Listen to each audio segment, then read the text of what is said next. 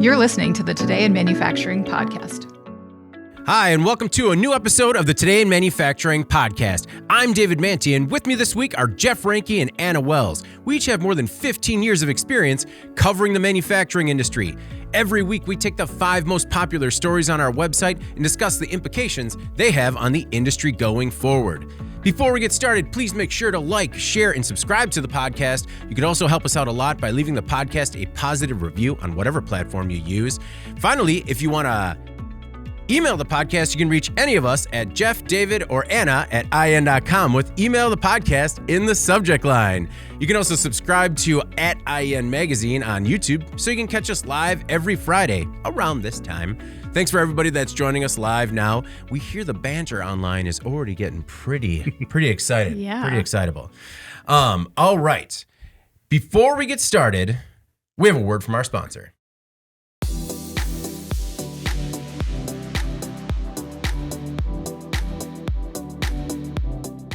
The most exciting and anticipated segment of the year is coming. That's right. In September, we'll unveil the results of our 2022 Big 50 list of industrial distributors. Our annual list ranks the top 50 industrial distributors by revenue and includes some information on the business strategies of these top companies. In addition to this segment in our print magazine, we'll also reveal this year's ranking in our 3-part video countdown. From September 27th to September 29th, we'll unveil this year's Big 50 companies with added commentary and analysis from our team and other industry experts. We're super excited, and we hope you're excited too. Please join us for this year's Big 50. You won't want to miss this.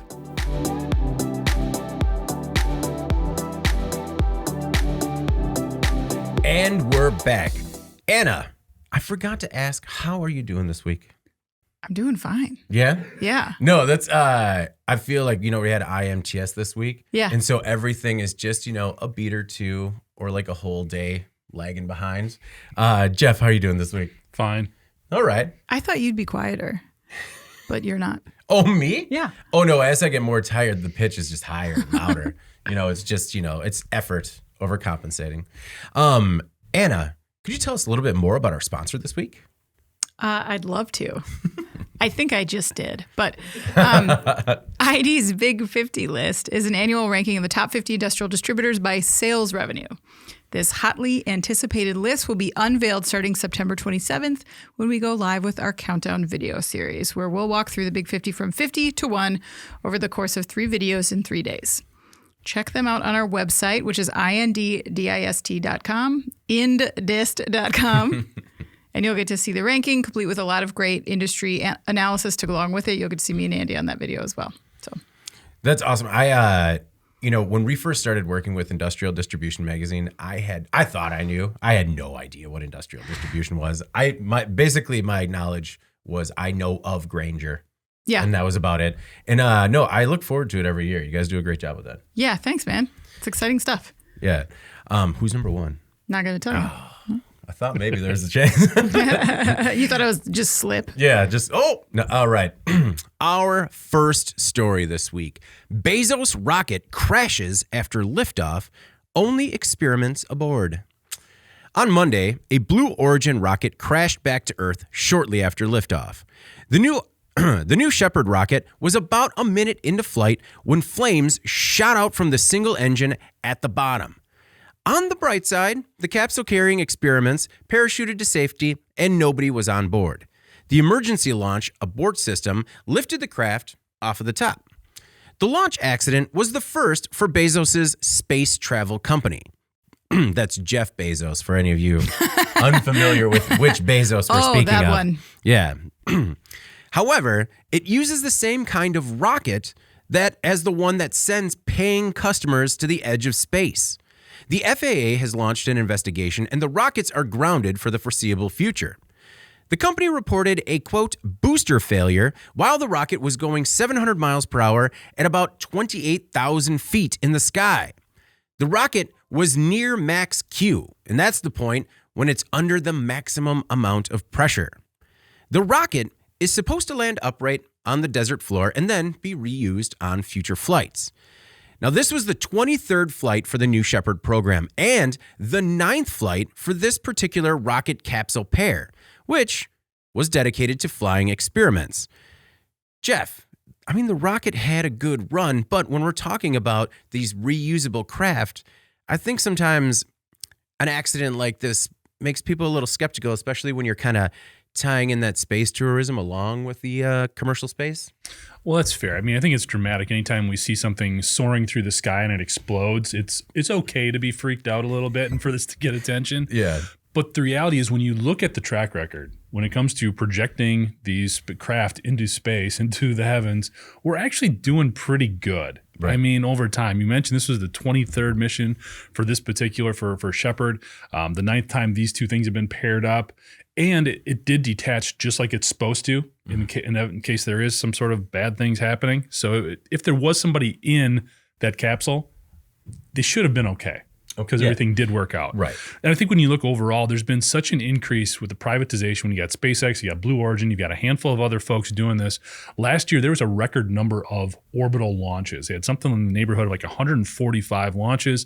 133 of them were successful, which means the payload got where it needed to go. The other ones, there wasn't necessarily a catastrophe involved. For whatever reason, they couldn't deliver what they needed to. They couldn't launch the satellites. They couldn't do what they were supposed to. I mean, there was one bad one with, I think it was Astra off the coast of Florida. That was not great. However, nobody was on board. Even when you look over time, like with NASA, again, there have been the two space shuttle incidents with Challenger and Columbia. Other than that, they've had over 130 crewed missions without incident. Right. So again, our track record is good. We're going to continue to see these things unfortunately happen.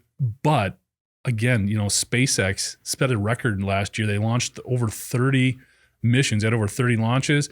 They did that many by July of this year. Yeah. So this isn't slowing down. This is going to continue to happen, and we are going to experience these types of things. What is so reassuring is nobody's been hurt. Right. No, and to your point, the emergency detach procedure worked as it was supposed to, and the capsule still reached more than 37,000 feet. The 36 experiments that were on board still, got a few minutes of weightlessness, although it didn't say how long they were supposed to be up there. And half of them were sponsored by NASA, mostly from students. Anna, I was wondering, what does the refund policy look like?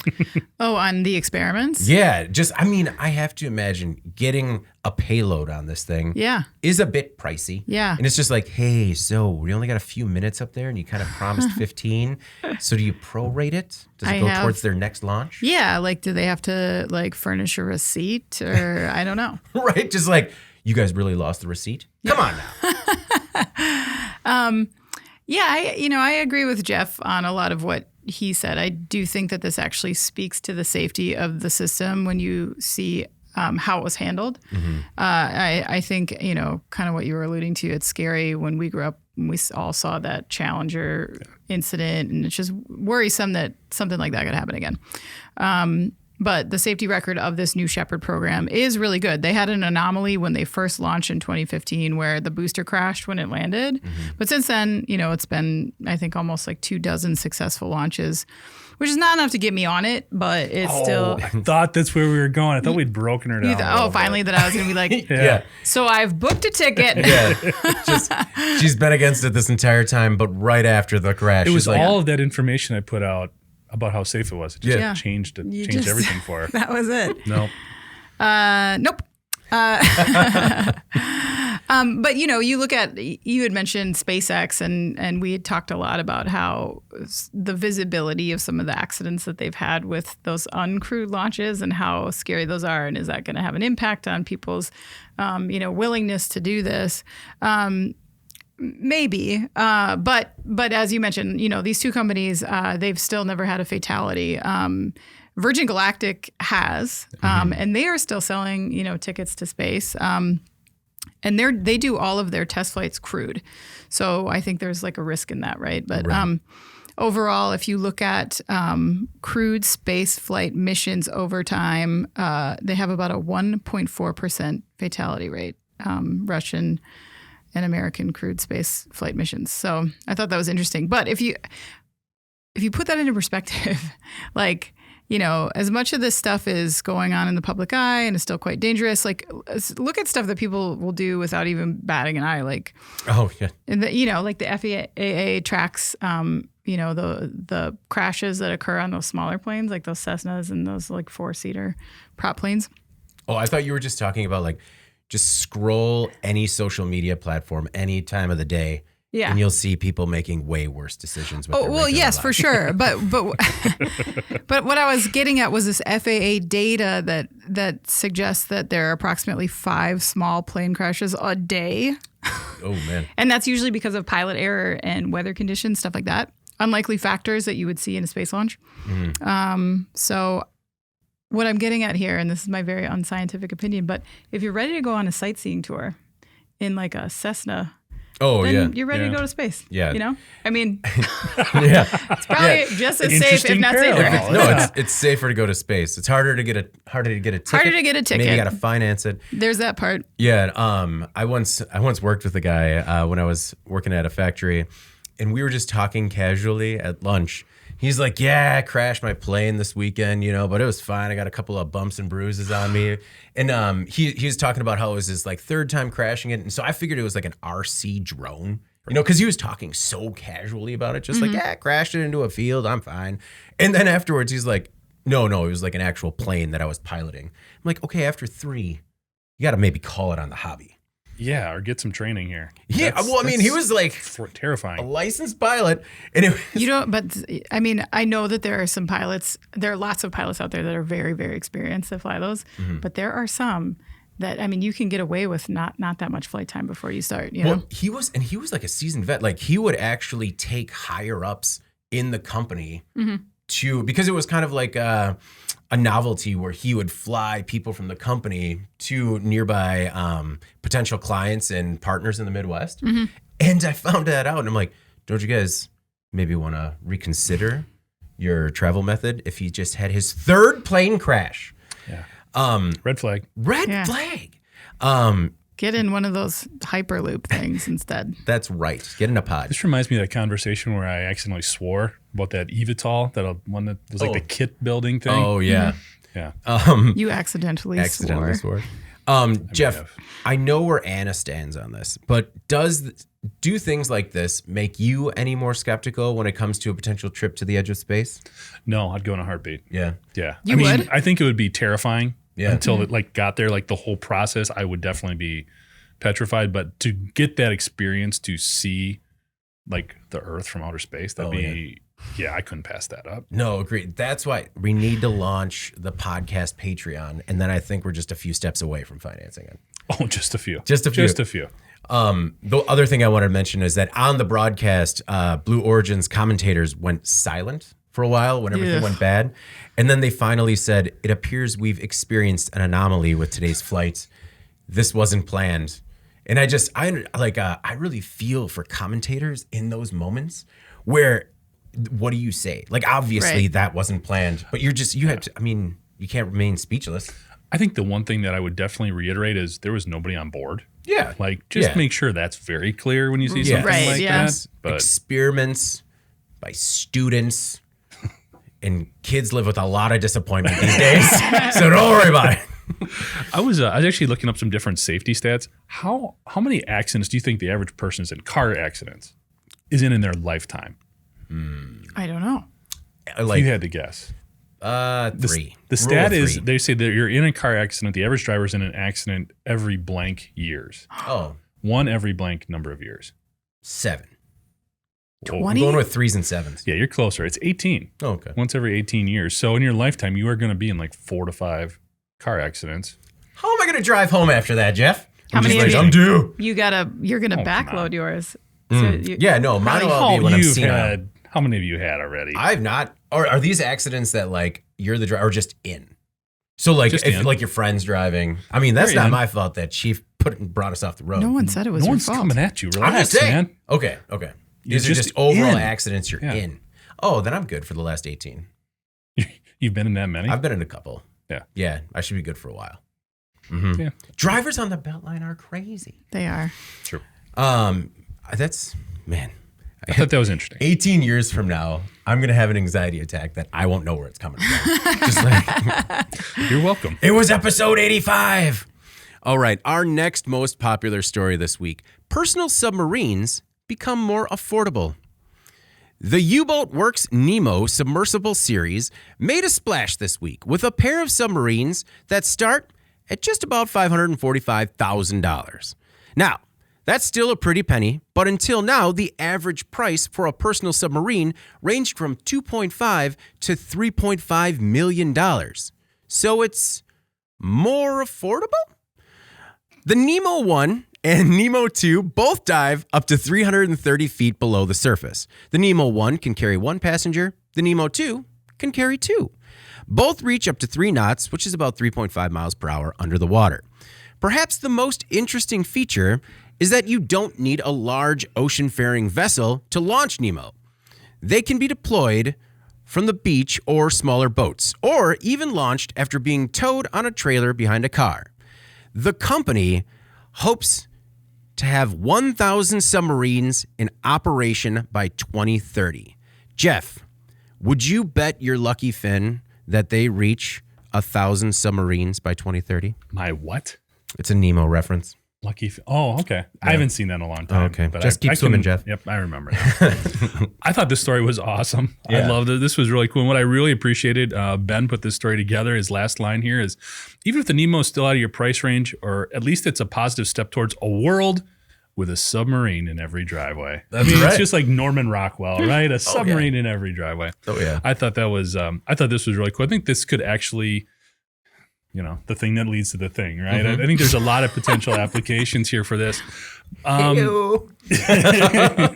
to be done. Yeah. Whatever's around it. You could.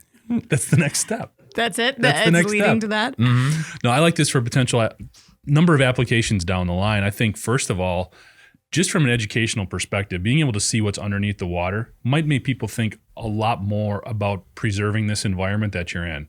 I mean, think about it. Before you get a fishing license or a boating license, you have to actually go see this environment. It might make you think a little bit more about the way you behave on the water in terms of letting stuff fly off the end of the boat, or not caring so much about what happens with those beer cans or anything else, which is really frustrating to everybody who does care. Agreed. Obviously, from kids wanting to get into marine biology, all that kind of stuff.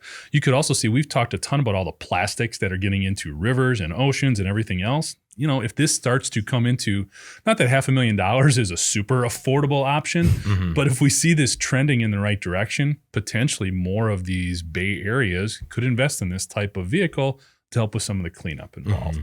You could also see some law enforcement opportunities here as well. See a lot of, we've done stories on drug smuggling operations gone bad, trying to use these personal sort of jimmy-rigged submarines and stuff like that. So you want them to go good? What's that? You want them to go good? It's safe for drug Law smuggling. enforcement. Yeah, I just... Catch them, Anna. Guys, first you're anti-jobs and now you're pro-drugs. Well, she's been pro-drug running ever since. That is controversial. Unreal. I feel like I'm being misrepresented on this show. So I like I said, I thought this was really cool. Just breaking down, but there's actually 2 of these that you can lease or rent out for like a week. Yeah. How much would you pay to get in one of these things to either, because if you can't afford me, maybe you guys are doing a little better than I am. Maybe you can just, plop down $500,000 for one of these and move on. But no, like I said, the Today in Manufacturing Patreon page, and we are on our way to an IEN submarine. No, how much is it to rent? So if you break it down, okay, $70,000 to $75,000 for a week. Okay. Oh, so that's about $10,000 a day. But if it's 24 hours, that comes down to about $450 an hour.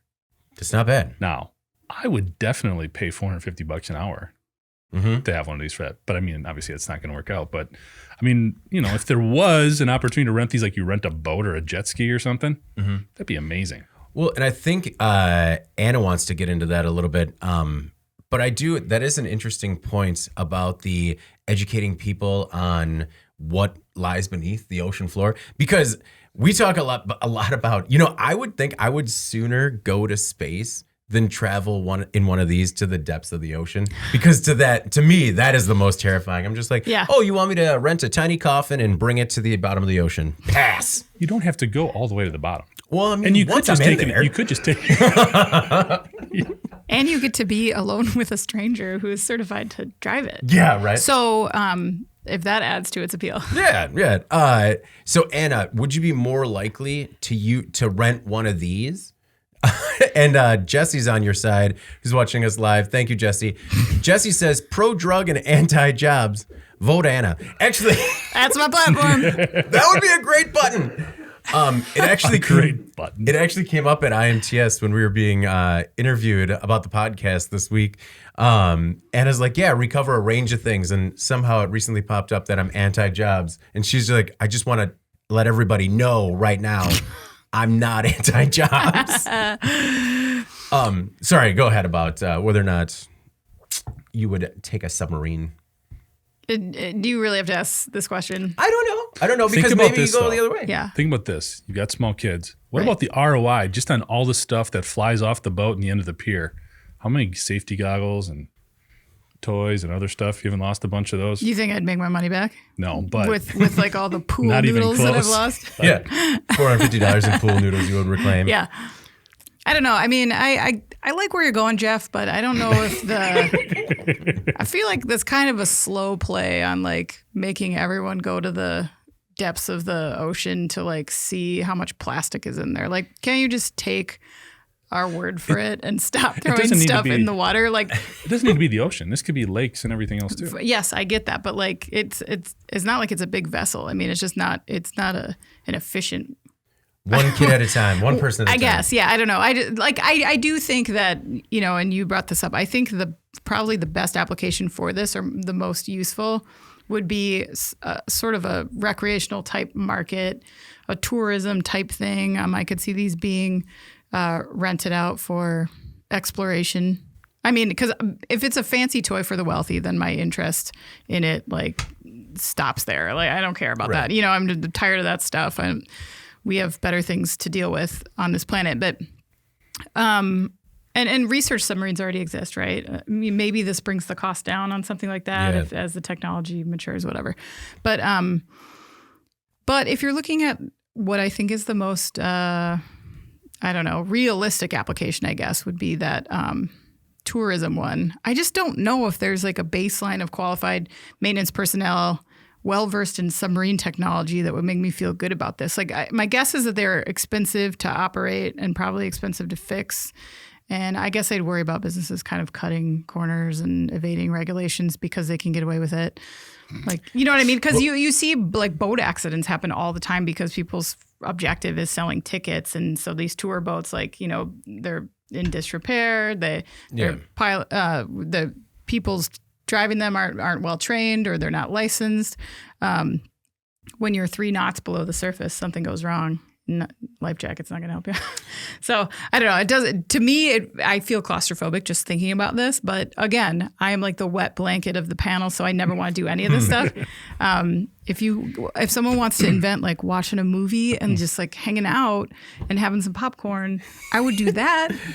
Anna's looking for a movie night inventor. Yep. Mm-hmm. No, I agree with you, Anna. I think it could make the biggest impact on universities and researchers, especially if they could find a way for them to be retrofitted with different types of tools at a relatively low cost. And actually, to your point, if you go to the company's website, so the company says that it'll also work for yachting, which I didn't know that was necessarily a word, yachting. I don't use it much. Never used it, yeah. Cruise operations, which to your tourism point, I could definitely see this being an option on a cruise where it's like, hey, do you want an $450 for an hour in one of these? And all of a sudden, you know, I mean, I can't remember what we bought. We bought like a mimosa breakfast for somebody because of a wedding. I would totally buy them an hour on a Nemo. A mimosa on a submarine? Yeah. I mean, yeah.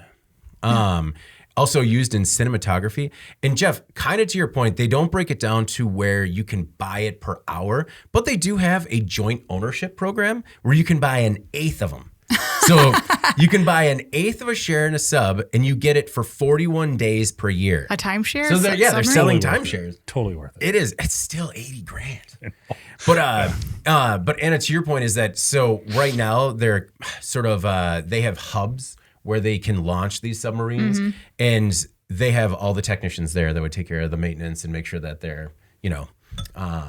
Right, but if these were to, I mean, If it was on a cruise ship, you got a hub, so everyone's going to go to the hub. I mean, if you're going to sell these nationwide, then you lose that. Well, it's just like a Tesla, right? The mechanic comes to you. Does he? Yeah. Hope so. What is more realistic in your guys' eyes? Personal submarines or a personal hovercraft? Because we covered that a few weeks ago too. Well, the hovercraft is more universally applicable, I think. Less expensive, right? Yeah. How about personal flying cars? Where does that fit in? A flying car?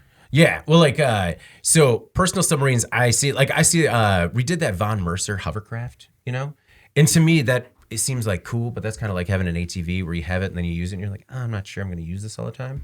Whereas a submarine, you could launch that and just discover new worlds. I think it'd be more likely to use a hovercraft flying car or something than I would. I mean, just the weather alone kind of dictates that, doesn't it? True. All right. I mean, hey, all my hypotheticals can't be winners. All right. Our next most popular story this week, world's largest silicon carbide materials facility planned for the U.S. Last Friday, Wolfspeed announced plans to build a new multi-billion-dollar materials manufacturing facility in Chatham County, North Carolina. The investment will boost the company's current silicon carbide production capacity on its Durham campus by 10 times. The facility will primarily produce 200 millimeter silicon carbide wafers. Phase 1 construction is scheduled to be completed by 2024 and will cost approximately $1.3 billion. After the plant is built, the company hopes to add additional capacity as needed, eventually occupying more than 1 million square feet on its 445-acre site. North Carolina is putting up an incentive package of roughly $1 billion. The company could also receive federal funding from the new CHIPS and Science Act, which would accelerate construction. Anna, over the next 8 years, the company says it could create 1,800 new jobs. How do you feel about those projections? I think I'll take one of those jobs just so I can say that I work for Wolfspeed. Can you hear that in the mic? The whisper? Wolfspeed. Wolfspeed. It is a fantastic name. It's such an awesome name. We should name our podcast something else. Like Wolfspeed in manufacturing?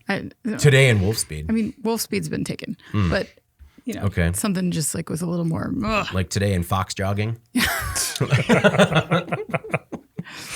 All right, so I did a little research on Wolfspeed.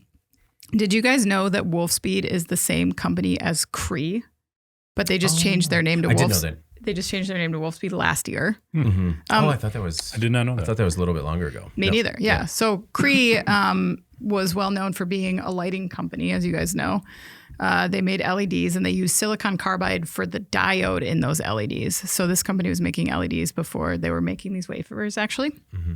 And what's so interesting is how they followed this different path as they went. So seeing the opportunity in semiconductors, they sold their lighting division in 2019 and they sold their LED business in 2021. And they're just going full bore into semiconductors, which included, I don't know if you mentioned this, a facility that they just opened this year in New York, Marcy, New York. And that's the world's first, largest, and only fully automated 200 millimeter silicon carbide fabrication facility. And with this, they're kind of doubling down on that. And I think it's kind of cool when you look at their path, which began in the 1980s and how they really followed the technology trends and not just sticking with the one that brought them to the dance, so to speak. Right. And Cree was one of the biggest lighting manufacturers in the world. Oh, yeah. But instead of sticking around in this market that's sort of dominated by now Chinese manufacturing and has sort of become a commodity since LEDs are everywhere globally, they took this aggressive strategy and basically vacated that business. And they're going full bore towards semiconductors. And that's, I think, going to put them in a pretty strong position as they are, responding to this super strong market demand for these wafers. No, when that initially happens, I think the market responded thinking that that was going to be a niche part of their business, just kind of because it seemed sort of like an outlier to their core business. And thank you for bringing that up. That is just a really interesting transformation that company has undergone in the last 3-4 years. Jeff, what were you thinking when you read this story? I know that we've seen a lot of new chip manufacturing deals come to the U.S. What did you think about this one in particular? Well, it's interesting. I mean, and I didn't recognize the name, didn't know of the affiliation with Cree. I mean, that makes a ton of sense, but just doing a little bit of research, I mean, $750 million company. Now, it's got a global presence, all that. That doesn't even put it in the top 20 in terms of semiconductor manufacturers, though. It's crazy the size and scope of this marketplace. But like you alluded to, they've got this focus. And with the carbide silicone products that they put out, these wafers that they put out, it's really meant for more robust, more industrial type applications, bigger stuff. So when you look at some of the applications here, EV powertrains, data centers, wind and solar power, aerospace and defense, you couldn't be in a better place. North Carolina and the Durham area, they're putting a lot of money into this. It's an investment or incentive package worth over $1 billion, I believe. So when we hear that, that is a bit of a gamble, but it seems like they're in the right place. I mean, with all of these different sectors and the way it's been growing, the other thing is when you look in that area, in the Durham area, in terms of some of the companies that are there, you've got Siemens, ABB, Eaton, John Deere. I mean, these are all Caterpillar. These are all perfect fits and sort of developing an ecosystem there. If you've got the chips and then you've got the customers there as well, it seems like a really good match. So it seems like all of the pieces have kind of fit together to make this work. The one thing that's going to be interesting is we're talking about another plant that's not going to be coming online until 2024. We would hope things are different then, you know, and hopefully that this is coming online at a time where they can still take advantage of all of those needs that are going to be out there, especially for like the electric vehicle infrastructure and other stuff like that they're counting on to sort of take that next step and justify this huge investment that they're making. So like I said, everything's lined up to work. Yeah. We just can't read the tea leaves and see what things are going to be like in a year and a half. See, and I see they said 2024 is as everything stands. But, you know, as the rush for free money continues, that might actually be bumped up significantly.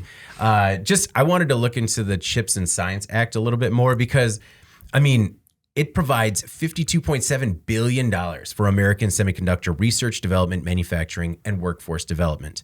Of that, $39 billion is earmarked for manufacturing incentives. So there could be quite a bit more coming to Wolfspeed to try and get this plant up and running a little bit faster. Okay, what?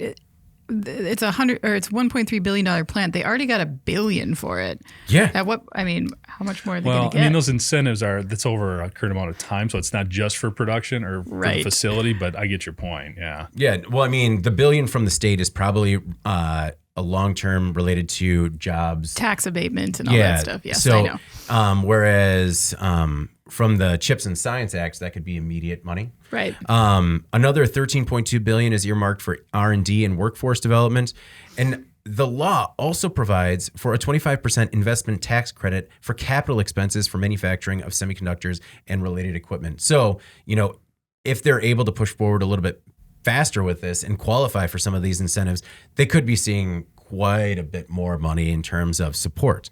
Now, the other thing is that the administration says that there are going to be guardrails with access to this money. But, you know, just this week, they announced that there was a COVID-19 fraud strike force.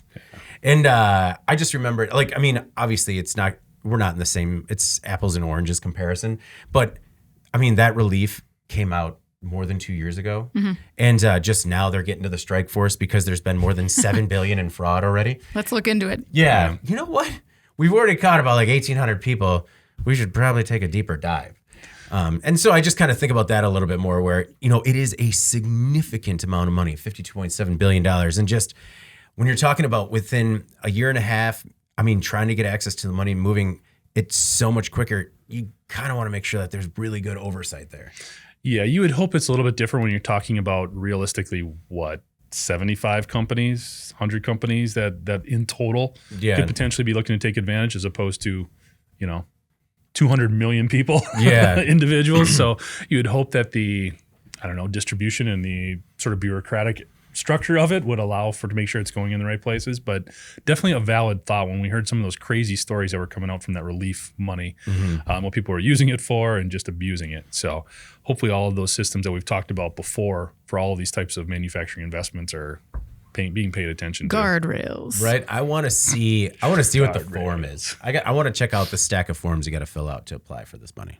And hopefully it's not just provide a link to your URL here. And then they're like, how many traffic lights do you see in this photo? True. The CAPTCHA. Fill out the CAPTCHA. All right. Our next most popular story this week. Manufacturing defect caused pipeline explosion. On August 1st, 2019, a 30-inch Enbridge natural gas pipeline near Danville, Kentucky, ruptured. The gas ignited, the pipeline exploded, 14 homes were damaged, 5 houses were completely destroyed, and 1 person was killed. The crack released about 101.5 million cubic feet of natural gas that ignited. The blast was so powerful that it launched a 33-foot long section of pipeline nearly 500 feet. Now this week, the National Transportation Safety Board said the accident could be traced back to a manufacturing defect and ineffective cathodic protection, which is an electrochemical method to prevent corrosion on buried pipelines. A pre-existing manufacturing defect, known as a hard spot, combined with degraded pipeline coating and the ineffective cathodic protection, led to hydrogen-induced cracking at the outer surface of the pipe. According to the NTSB, Enbridge's integrity management program failed to assess the pipeline's condition accurately or estimate the risk from interacting threats. The NTSB issued 6 safety recommendations, 3 to Enbridge and 3 to the Pipeline and Hazardous Materials Safety Administration. And the pipe was manufactured in 1957 to, at the time, American Petroleum Institute pipeline standards. Now, as you look into this story, the company certainly did a lot to try and make sure the pipeline was still up to standards. But when they miss something like this and a tragic accident like this happens, I mean, it could have been so much worse depending on where the problem happened. Right. And this is American infrastructure. This is stuff that, you know, we're at risk, facing this kind of risk all over the place. The line in the article that was most chilling to me was this one, quote, Enbridge underestimated the risk posed by hard spots because its processes and procedures were inconsistent with industry knowledge, unquote. Mm-hmm.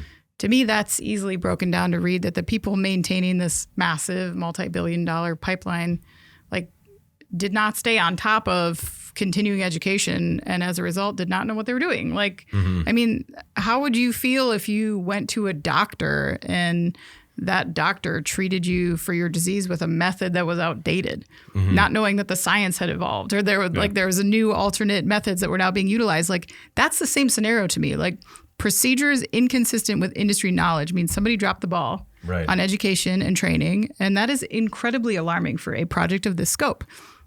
And if I'm understanding this correctly, the standards being applied were those in use when the pipeline was manufactured in the 1950s. Right. Yeah. That's crazy. And so, I mean, we've discussed this a lot, and I don't have to tell you guys, but, you know, how much do you think is maybe like slipping through the cracks right now as people in maintenance roles retire en masse, they leave their posts, they're replaced with newer people with less experience, or even worse, maybe by one person doing 2 jobs. You know, this was in 2019 that this happened. I don't think it's probably better now in 2022 when we have this shortage of workers and shortage of skills getting worse and worse and worse every day. The whole thing was very concerning to read the details of it. Yeah. Well, and Enbridge is responsible for transporting about 20% of the natural gas consumed in the U.S. And I mean, the pipeline is what, 8,250 miles long? It's remarkable. Jeff, what were your thoughts on this, particularly with some of the safety recommendations that the NTSB wound up coming up with? Well, Jess, here's your soapbox moment, okay? Yes. Because this one really pissed me off, if I'm going to be honest. Enbridge is a $160 billion company. They've got pipelines all over North America. If they didn't know that these 60-year-old pipes had the ability to corrode and cause problems, I do not believe it for 1 minute, okay? You can talk about it slipping through the cracks, people not knowing. They knew. I guarantee they knew.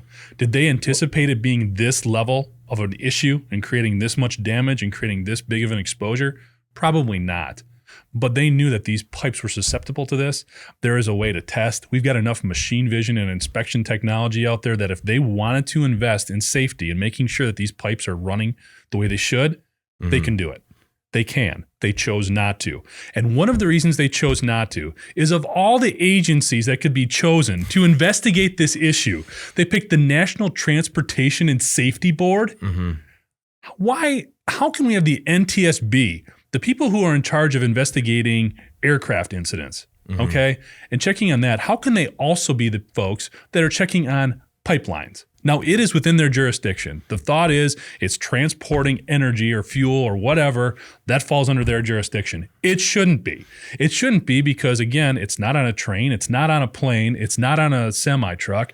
Why is the NTSB investigating pipelines? Yeah. Okay, the other problem is the NTSB is nothing but an investigative force. That's all they do. They look into it, and when it's an air travel situation, they give their findings to the FAA, and the FAA levies the fines.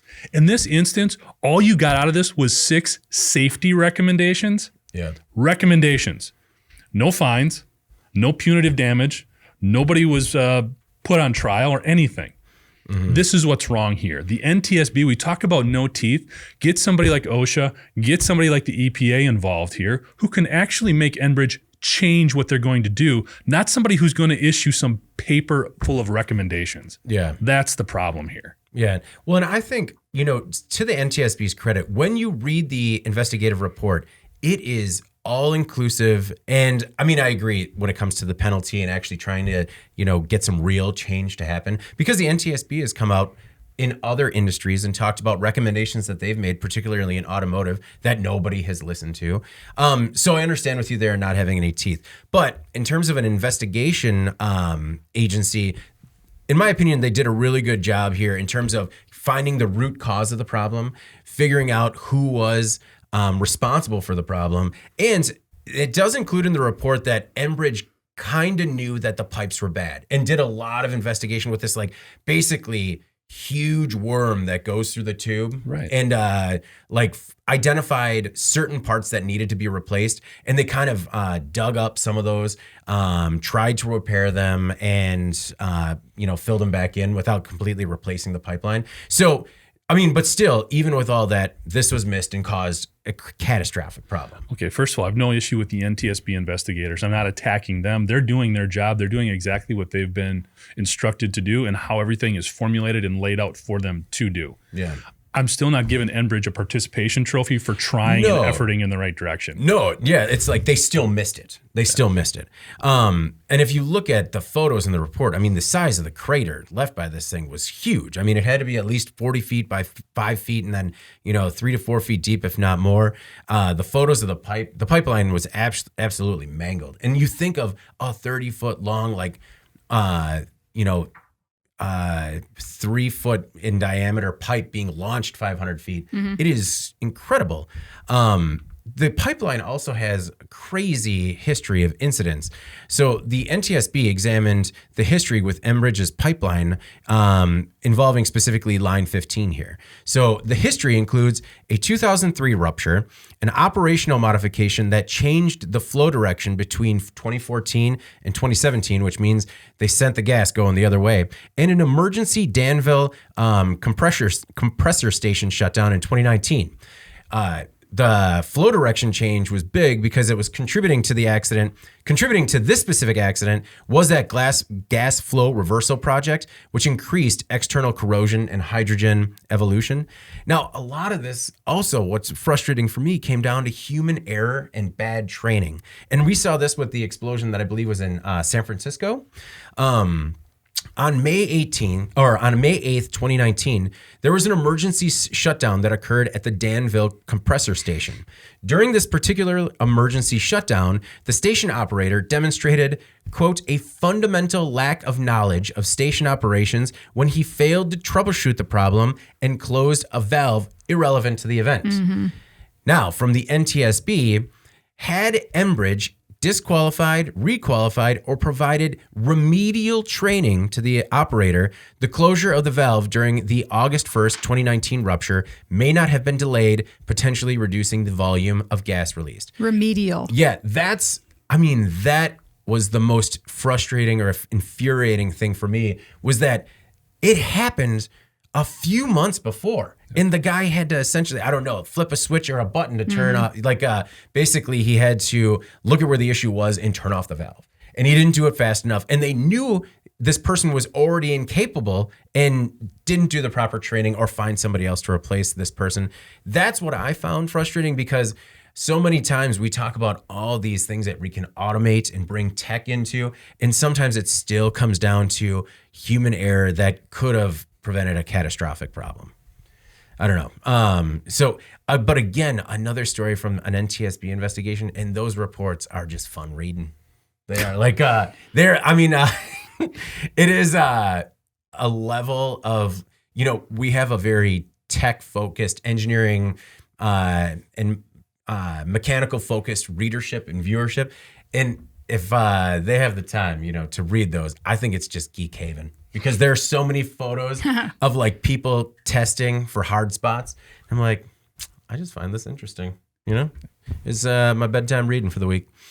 All right. Not the entire week. There are some nights at IMTS. I didn't do any reading those nights. All right. Let's move to our most popular story this week. And it's a collection of stories all surrounding the railway averting strike after a labor deal was reached. Now, it's a collection because the most popular was how the unions were blasting the rails move to delay shipments before deadline, and then it was the tentative labor deal being reached, and then today it was rail workers and the key concessions that they won in the deal. So we're going to kind of sum it up. It's also a look at how, when it's the doom and gloom headline, they're going to shut down the rails. That's the one that does thousands of views on the website. And then it's like, no, they reached a deal. We really made it out, guys. Crisis averted. And everyone's like, pass. All right. Yeah, I saw the headline. We're fine. Anyway, a tentative railway labor deal has been made and a potentially devastating strike averted. Railroads and union representatives were in negotiations for 20 hours at the Labor Department on Wednesday to hammer out a deal. The strike could have started today, Friday, and shut down rail lines across the country. Businesses that rely on the railroads say that the strike would be devastating. Jeff, you mentioned this last week, but the work stoppage could have cost the economy more than $2 billion a day. President Joe Biden reportedly made a key phone call to Labor Secretary Marty Walsh late on Wednesday and asked them to consider the harm to families, farmers, and businesses if a shutdown occurred. Well, in the deal, the raises for workers will be the biggest in more than 40 years. Average rail worker salaries will reach $110,000 per year by the end of this 5-year deal in 2025. The deal also includes one additional paid leave day a year, but railroads also agreed to let workers take unpaid time off for doctor's appointments and medical procedures without being penalized under attendance rules. Workers will have to pay a larger share of their health insurance costs, but now, Jeff, all members of the 12 railroad unions will have to vote on the deal that was negotiated by the engineers and conductors. And it's not necessarily a done deal. Yeah, a couple different things here. The article pointed out how President Biden was in a real unique situation there in terms of walking the line between the unions that helped get him elected and obviously the impact that this would have if they actually did go on strike. So it was interesting there. I think coming out of this, like I said, we've been covering this for a while in terms of what's going on. I was looking at some of the average salaries and what this increase is really going to mean. Right now, when you look at the conductors, the average conductor salary, probably somewhere between 75 and maybe in the high 80s. Mm-hmm. So good paying job. These engineers, a little bit more than that, probably between 95 and 105,000. Good paying jobs that are now going to be better. But what this represents, and we've talked about this a lot as well, is how the workplace continues to evolve. And companies, these entities need to evolve with it. Mm-hmm. There was so much that went on during the pandemic that everybody sort of sucked it up and drove on for the good of everyone. Now they want to be treated appropriately, that we've made it through. It's time to pay up a little bit. So it's going to be, I think that's positive. And again, hopefully it shows a lesson to a lot of other folks that are involved in transportation and supply chain that things are different throughout manufacturing, really. The other thing is this isn't a 5-year deal. Mm-hmm. This is more like a 2 1/3-year deal. Right. Because this is up in 2024. And I think unless the railways, one of the things that really drove this was the cuts that have been made through the railways in terms of cutting a lot of jobs, not hiring people to replace them. So what's going to go on there in the next couple of years? Are they going to bring in more people to sort of share the load? Are they going to continue to pay the folks that are currently there? Because we don't want to be back here. It puts everybody in such a weird spot. Everybody wants these folks to get paid, But at the same time, we've got a lot of other things going on, a lot of other economic pressures, whether it's inflation, fuel costs, all of those types of things that we need to consider and think about as well. So crisis averted, everyone's happy. Let's hope we're not back here in 2 years. No, Jeff, to that point, I mean, hundreds of railroad workers have left the industry this year. And Anna, they haven't been replaced yet because the railroads are dealing with the same issues that every manufacturer listening to this podcast are dealing with. Every company, every person is the worker shortage. And, it's good that the people on staff now and the future employees will be better compensated, but that's still a threat to the industry. Yeah. And, I think, first of all, as Jeff mentioned, this is a big relief to a lot of people in the industry. I saw that the head of NAW, the National Association of Wholesale Distributors, Eric Hopland, was on CNN a few days ago describing just how panicked the industry was about the potential for this strike. They're already working so far out on orders. This would have been such a mess. I think he used the phrase catastrophic consequences and reinforced what great news it was that this was potentially being settled, because there was talk about, changes and challenges in transporting fuel and causing gas prices to start spiking again, or even for chemicals to clean America's water supply being held up. I mean, that's terrifying, right? There was a lot at stake there. But I think, secondly, it's important to point out what the contingency plan would have been, which would have been more over-the-road trucks, which we don't have. Right. Yeah. Another shortage. Yeah. I mean, really, though, again, higher gas prices, more emissions, more congestion, more delays. It would have been a disaster. And we talk, we hear manufacturers and distributors talk about their order books and just how far out they're working. And this would have been so much worse. But I think it's also important to mention how really good it is for these rail workers who for so long have been working with these very inflexible schedules, and they've just been looking for some basic accommodations for taking time off to go to the doctor or deal with a family emergency or something. So things that we, often take for granted that, some of these workers they're on call for weeks at a time, and there was these point systems in place where they were getting docked points for having to go to the doctor and stuff. That's just stuff that, it is. Mm-hmm. It's antiquated. Yeah. It's not going to fly anymore. You can't expect these workers to be on call for weeks and then you be unwilling to discuss that. It's just too easy at this point for those people to find somewhere else to work. And if you look at what's happening in over-the-road trucking, and you look at those wages, which are also pretty good. I mean, you can get a job driving a Walmart truck. You make like $85,000, $90,000 a year. Mm-hmm. But nobody wants to do it still because you're away from your home for so long, and it's so inflexible, and it's so difficult to live a regular life. Mm-hmm. So rail has those same risks, those same barriers. They really need to get serious about the people in charge need to be talking to the unions and figuring out how can we make this work. Right. Because these workers could easily strike or they could easily walk away. Well, and not also easily walking away and striking with the railroad, but, many workers remain frustrated with the current working conditions. We were talking about the cuts. They cut nearly a third of their workforce over the past 6 years. And there's been a lot of chatter on social media about people suggesting that they should reject this deal. As you guys had mentioned too, shippers have complained loudly this year about delayed deliveries, poor service, and regulators have demanded that railroads improve their service. But I think it's a nice sigh of relief after things got very close to getting real today.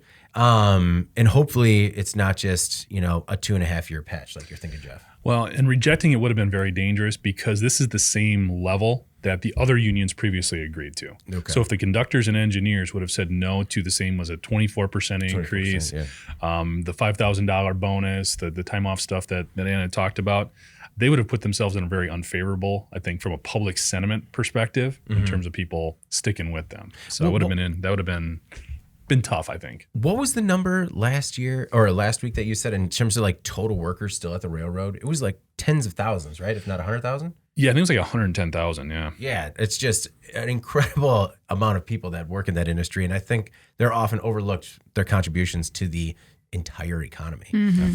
All right, well, before we get rolling with In Case You Missed It, we have another word from our sponsor, the Industrial Distribution Big 50.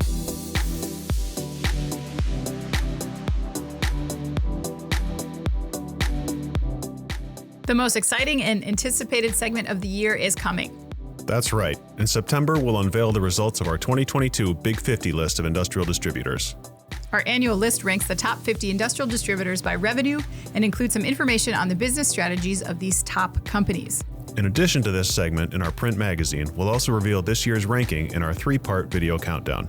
From September 27th to September 29th, we'll unveil this year's Big 50 companies with added commentary and analysis from our team and other industry experts. We're super excited, and we hope you're excited too. Please join us for this year's Big 50. You won't want to miss this.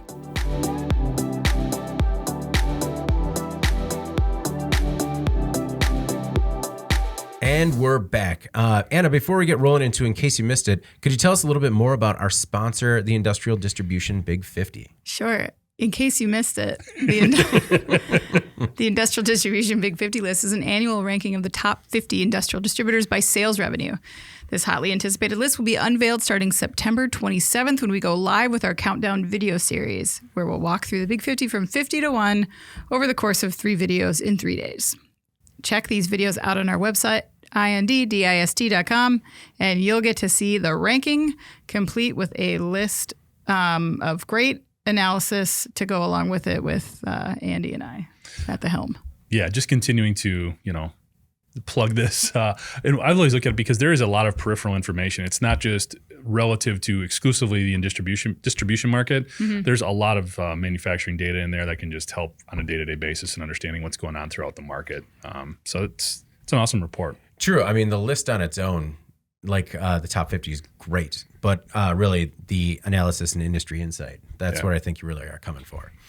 All right. Well, let's move on to In Case You Missed It, the stories that maybe weren't as popular on the website, despite how hard we tried to write them, and discuss the implications they might have on the industry going forward. David's totally past it, though. He's totally over it. No problem. Anna, what is your In Case You Missed It this week? All right. So this week I chose a story titled Tesla Says It's Finally Flush with Battery Cells. What was that heavy sigh for? Just a sigh of relief. Oh, okay. Just glad Elon's happy about something. Seriously. A win for Tesla. This should not be controversial for once. So obviously we've been tracking automakers and how they've been hit hard with part shortages. So Tesla says it's currently got access to all the battery cells it needs. Martin Viecha, the vice president of investor relations at Tesla, revealed that battery parts that have been in short supply for many years are now more available. And he said that Tesla can access all the supply it needs, quote, for the first time I can remember. This includes battery cells for both its vehicle batteries and for its energy storage products. And according to Business Insider, Viecha credited Tesla's strategy of supplier diversification for the shift. So while the company once only sourced its cells from Panasonic, it's added many other big name companies to that list, and those suppliers are also ramping up production quickly. So he had added in this presentation that the EV industry will only be able to grow as fast as the capacity for the batteries to support it. And that's so true, right? Yeah. So here we have the results of a company's foresight and willingness to diversify its supply base, even though I'm guessing that meant added costs probably. And we see these panicked forecasts every so often about EV supplies and how much ramp up there needs to be in order to support this market that is going to grow exponentially once people start to buy more and more of these EVs. It's good to see that some of this stuff can be addressed with some planning and some time. Yeah. And Tesla's ahead now because their needs started earlier than some of the other automakers. So they're going to benefit from that in a number of ways, including this one. So it was positive story. Not just ahead, but like way ahead. Yeah. Mm-hmm. Jeff, your thoughts on, like I said, a rare win for Musk? I think it's interesting in looking at this. You bring up, obviously we think about the EVs, but also their solar panel business and what this could mean for that. Giving them a competitive edge there, that could be huge. I mean, we talked last week or a couple of weeks actually, just about some of the different things that are going on within that sector. Mm-hmm. Again, President Biden's got some things out there that are helping to boost and provide some additional incentives for people looking to invest. And Tesla is really being really taking the initiative and taking some different approaches too. I think that we did a story on there looking at a lithium mine, potentially, our lithium processing facility down in Texas. I think they're actually looking at some other stuff too, like a copper mine or something like that. So for them to look outside the box, it's Elon Musk really using some of that innovative thought process that has made him super successful and sort of channeling it in a very positive way, which is nice to see. No, that was the same thing I thought, Jeff, about the specific aspirations in mining, is that when stories like that come out, people poke fun at them and they think it's ridiculous. And, sometimes, things like the Boring Company, stuff like that, people kind of don't think it's for real. And then you see news like this come out where, everyone's kind of behind the 8 ball except Tesla as a result of their foresight. And now maybe them looking into their own mining operations, maybe not so crazy. Maybe not so crazy. Yeah. Jeff, what is your In Case You Missed It this week? So I picked a story about Bill Gates and how he's looking at tech innovation to help solve world hunger. And admittedly, when I started getting into this article, I thought, oh, it's Bill Gates came up with something cool, just got to figure out how to make it work or how to get it out there to scale, just like when he was doing stuff for water, bathrooms, clean energy, all of this kind of stuff. But it was a very different type of article. I found it very interesting. First of all, I've always kind of a hook for different agricultural innovation. I think that's where everything starts, at a very basic level. And what he's looking at is developing different types of seeds that'll help combat a lot of the changes in climate, a lot of different types of soils around the world, especially in Africa, where it's really tough to grow stuff natively. Yeah. So basically developing these super seeds that you can put out there and putting time and energy into developing them, to helping people grow more of their own food. There's a number out there of over 300 million people who are still going to bed hungry every night throughout the world. So again, I love some of these developments that start with a core, sorry to throw out another cliche, blocking and tackling type of issue from a societal perspective, and really offering a viable solution. What's unique with this story is the amount of blowback he's getting. Yeah. There's a lot of people who are looking at this saying, no, we shouldn't be putting money into seeds because you're going to need more fertilizer. You're going to need more pesticides, which are bad for the environment because the fertilizer uses fossil fuels to make them. Then you're also looking at agricultural activities in parts of the world where there may not be other environmental controls in place. What we need to do is we need to continue to keep putting money into sending these countries food, silos, roads, and infrastructure. Things like that are more important than developing these seeds. So there's sort of a combative dynamic here. And I thought one of his great quotes, and I go back and forth on Bill Gates too. I really like some of the stuff he does, and some of it I'm not a big fan of. But he says if there's some non-innovative solution, like singing Kumbaya, I'll put money behind it, Gates said. But if you don't have these seeds, the numbers just don't work. If somebody says we're ignoring some solution, I don't think they're looking at what we're doing. So he's all in on this. Again, he's got the Bill and Melinda Gates Foundation with about $70 billion in funding behind it. So he's just looking for the right place to put these funds and put them to work. And again, solving these core issues that we have. And I kind of side with him on this. I feel like let's get them the food first, and we can figure out those other problems later. Yeah. I can appreciate the potential where that can go sideways and where it has gone sideways in the past, but let's get them the food first. And then we can worry about the silos and the roads and making sure we have the environmental controls in place to help them do it right. I mean, you're basically creating markets by creating food sources. That was when you were talking about the blowback, that's what I was thinking too, is what are the points, what is the point of having silos and roads to transport food if you don't have the food, I mean, you can appreciate where they're coming from, but again, that'd be a great problem to have at some point for a lot of these places. So, and he did specifically, he called them magic seeds. And so we've had magic seeds and magic beans on this podcast within the last month. That's amazing. Jeff, Matthew Morris Cook, who's watching us live, thanks for watching, Matt. He says those super seeds contain micro tracking chips. You're literally ingesting the surveillance state. That might be a reach. If that is possible from a technological perspective, I just want to see it happen. Sign Jeff up, he's saying. Sure. So the seed already has the chip in it and then grows? Or does the chip have the components? Does the seed have the components to grow multiple chips in a plant, which are then propagated into the world? Some deep thinking. I don't know. I feel like we could go down. I mean, this could be a fun road to go down. All right. If we find that on some sort of subreddit later, Matthew Morris Cook, that's on you. All right. Oh no, this one's mine. My In Case You Missed It this week, that I potentially worked hard on and nobody read or watched, is DARPA's new X-plane to make leaps in aerospace tech. So, DARPA's new ancillary program wants to develop and demonstrate new technologies that promise to leap vertical takeoff and landing vehicles, or VTOLs, forward.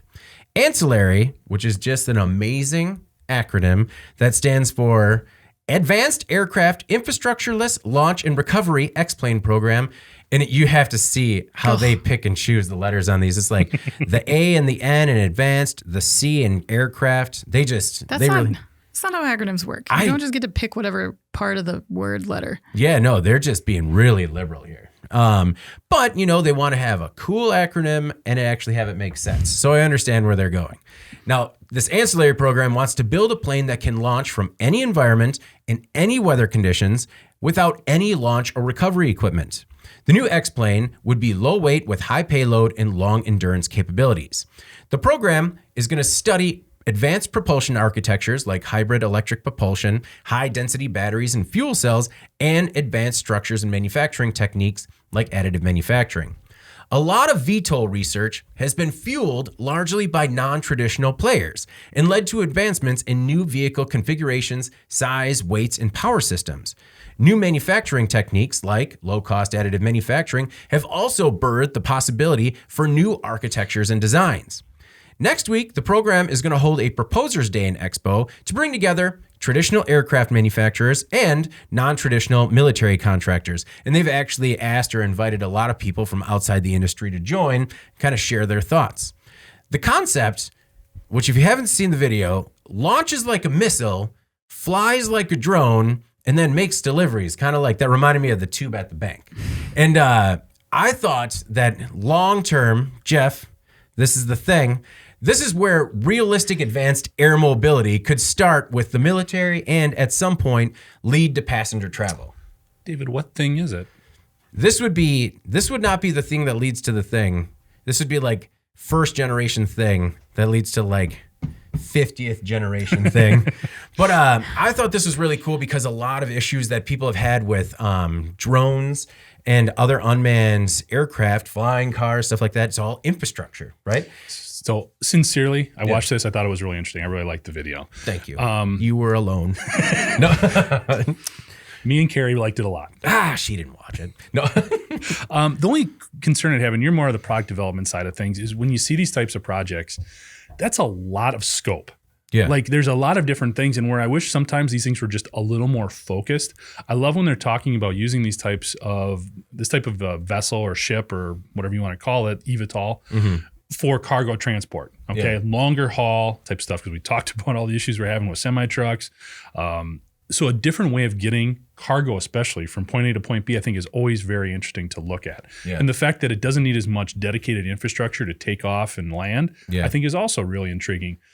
But man, then you throw in all the alternative fuels and all of the other designs, and I just feel like your scope creep could really get out of control here and get in the way of really developing a more refined finished product at some point. That's what DARPA does well, is embrace the scope creep, where they're just like, we want to see everything and we want to see what's out there, and then they're gonna through different phases of the project, see what is a legitimate candidate to move forward, and then see what is maybe a non-starter.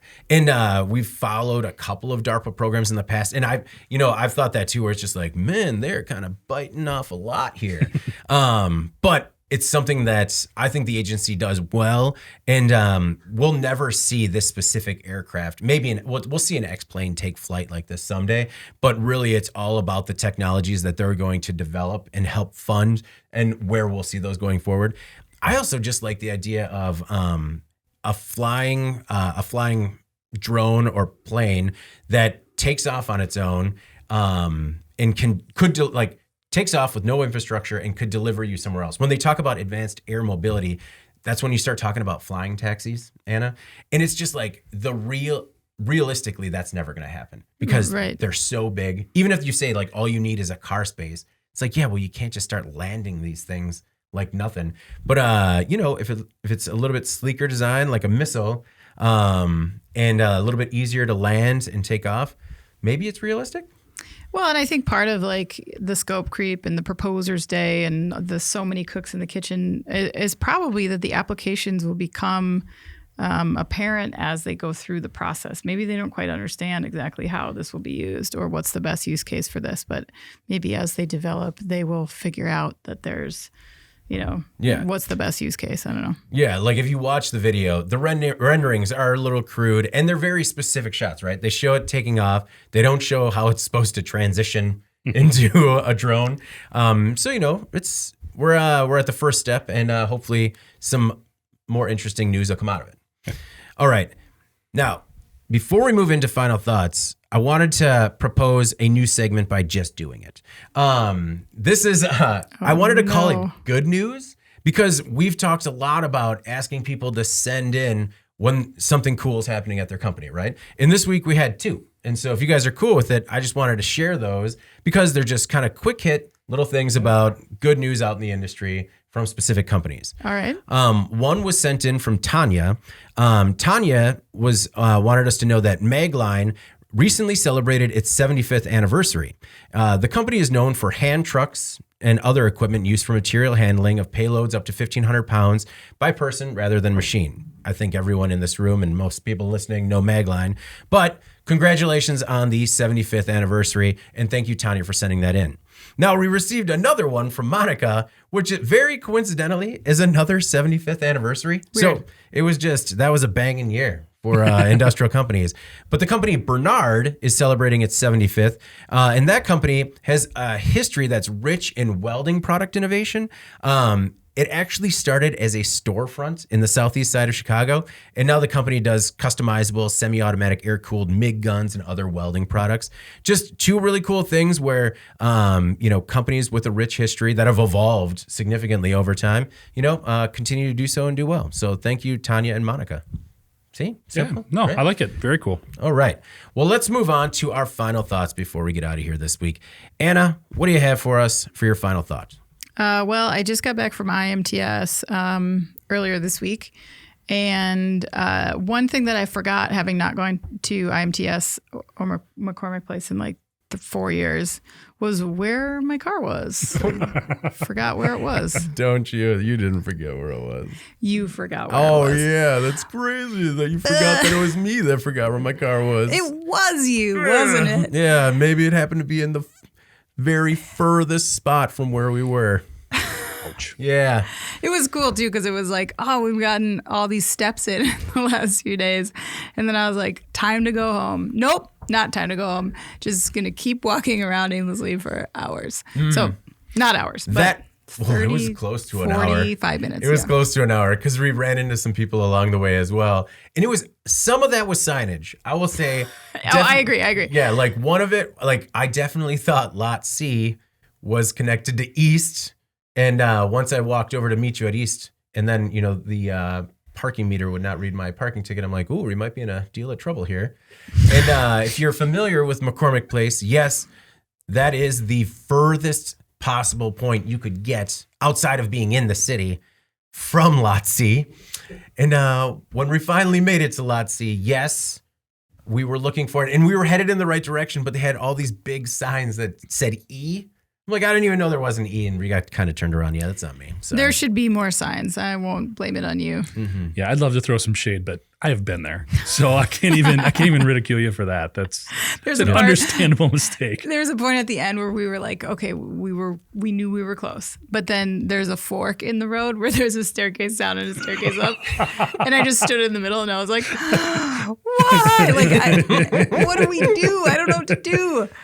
Oh, and it was what is also terrible is that when I noted where we parked the car, the note said East Upper, like row 11. And it was just like, oh, it was all right there. It was all right there. Yeah, that was my bad. And I mean, between that and the horrific Chicago traffic, which I can't understand, if anyone that lives in that area can explain to me how you do that every day, please do. Because I just don't understand how anyone logistically lives there and travels via car. It was rough. It was rough. But to piggyback on the IMTS thing, I thought it was a great show. I did too. Apparently attendance didn't reach the height that it was pre-pandemic, but it still was like 90 to 100,000.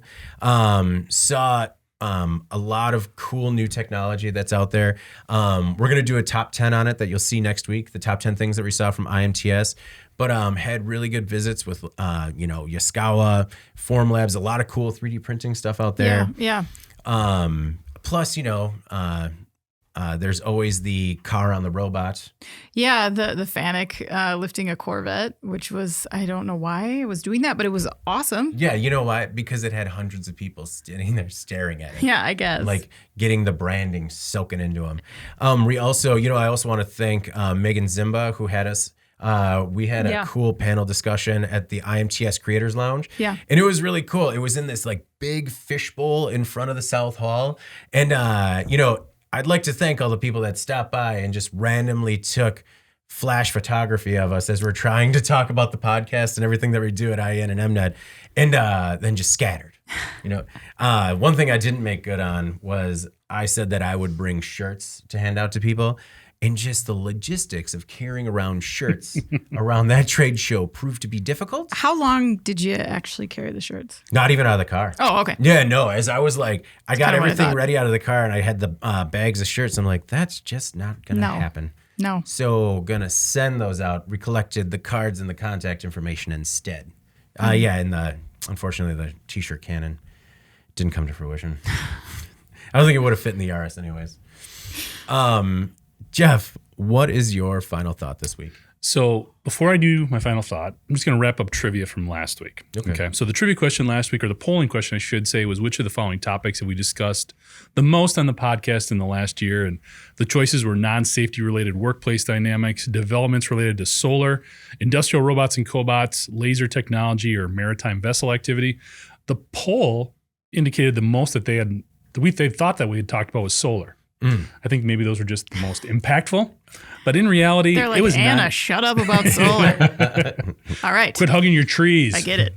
Because what we did talk the most about is David's robot army that he thinks is coming down the pike. That was far and away. And going back, and it was actually really an interesting exercise going through the old podcast notes and seeing what we had talked about, how it had transitioned, but it really was not close. So thanks to everybody who took part in the polling and left comments and all that good stuff. So, but it was definitely easily robots, cobots. Actually, on that the robot army, real quick, if I could share something from a listener of the podcast, William Brent, actually said that I was kind of flawed in the whole manufacture dates, bringing in donuts theory. When I was talking about that, about the robots. When there's robot workers, we won't have donuts and bagels anymore. But he did say that we will probably have one day a year where 100 robots bring in cans of oil either. And he says that Jeff is going to like that because he uses that stuff, but I'll probably still be disappointed. That's I would be disappointed as well. Yeah. Oh, you brought something. That makks sense. It's oil eater. Not that there's anything wrong with oil eater, but donuts are better. Yeah. I mean, yeah. He also linked to a very specific episode of the X-Files, which I got to get into. And I'm looking forward to that. That's my weekend viewing about this very scenario. Sorry, I didn't mean to. It just was a perfect way to interject with William. Yep. So you said you had to apologize for something. I do as well. Oh. Last week, I did say I was going to make some pizzas. Because we got I am so excited the feedback to eat from this Zach pizza. About redoing our kitchen and needing ideas. And he said about doing pizzas on the grill. Yes, which we're going to sample now. Yep, we skipped lunch because we cannot wait to try these. Jeff? It doesn't smell like pizza in here. Yeah. Jeff, you were saying? Here's the thing. So I took Zach's idea, and one thing that made it a little bit more unique is I only have a charcoal grill. That's all I cook with. I don't use gas grill. If I ever used a gas grill, I can just imagine the disapproving look I would get from my father. So I can't do it. So it's charcoal. So it was a little bit tricky. So I tried a couple different things. First one I did was the dough crust, and just put it on a pan, put it on the grill. And I didn't have enough charcoal in there. So it took a while. And by the time the top got nice and melty, the crust had burned. Yeah. Oh, okay. So it wasn't great. Second one, I put some more charcoal in there. Perfect. Came out great. I used like a pre-made crust, put some stuff on there. Turned out great. Yeah. And that's the one we're going to sample. So where is it? The third one, because there was too much. There's too much charcoal and it got too hot. Again, charred the bottom, was not great. So what I'm trying to say is I went through all of this trial and error to try to get this right. And then I didn't have time to make pizzas today. So That's fair. I want you to have the pizza when it's hot off the grill. I don't want to have like make it the night before and all that. So I need to budget my time a little better. Now that I know how much time I need to set up the grill, get everything ready, make sure there's no meat on it for, I'm half. And I will definitely do that next week. But the trial and error process was actually fun, and it'll make sure everything is smooth this time, and now I know how much time I need and all that good stuff. I just ran out of it today. I'm very sorry. No. Hopefully there's no serious dietary issues or it didn't wreck your day or anything else. We got snacks out there There's that are still brought in by the human workers. Yeah. Someone left some chips. My bad. But I do appreciate Zach, his thought on that. Yeah. Because it did work out well. Did you eat the burnt ones? Or were they crispy? Oh, okay. Yeah. They're still edible. They were bad, but there's enough good stuff on top. That was fine. Okay. So let me know what you guys want on the pizza, and I will definitely make it for next week. Okay. Do we have more trivia? We do. So this week, our new polling question. Okay, which of the following, and again, we're relating to the stuff that we talked about here, which of the following do you feel has the best chance to disrupt, improve, or change the current status quo, positive or negative, within kind of the marketplace or operating environment that these companies kind of flow in? So we got Bezos and Blue Origin sort of privatizing launches and space travel, U-Boat Works expanding accessibility to personal submarines, Wolfspeed in North Carolina breaking ground on a new silicon carbide chip plant, the NTSB cracking down on bad pipes and energy infrastructure, or the railway union deal that we just talked about. So which one of those do you think is just going to have the most impact really moving forward, respective to their environment? Because I think when you start looking overall, that's probably more obvious, from a sort of a basic perspective. But within their marketplace, which one's going to have the most impact, I guess. Okay. Interesting. So get the polling numbers, and we'll talk about it next week. All right.